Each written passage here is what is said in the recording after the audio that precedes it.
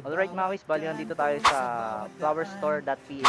Isa din to mga kuis sa partnership ni WeMove. Dito lang to mga kuis sa may kanto mismo ng Williams tsaka Sheridan sa Mandaluyong. So hindi na tayo nakapag-vlog dun sa loob mga kuis kasi busy sila. Kaya dito na lang tayo sa labas. So tinanong ko naman yung guard mga kuis, ang sabi nila more on mga flowers nga talaga yung pinapa-deliver nila dito. So expect natin mga kuis, kailangan pa din natin ng bag para just in case na maliit lang yung item na flower, pwede nating ilagay.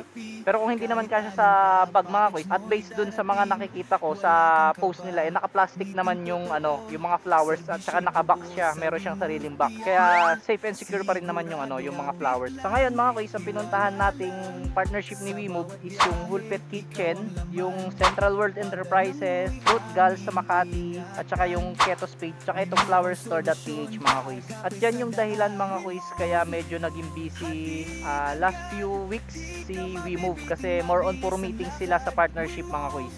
Baka natin marami pang exciting na update si WeMove sa susunod na taon. So ngayon mga kuys, bali yun lang muna. Yeah, ride safe always.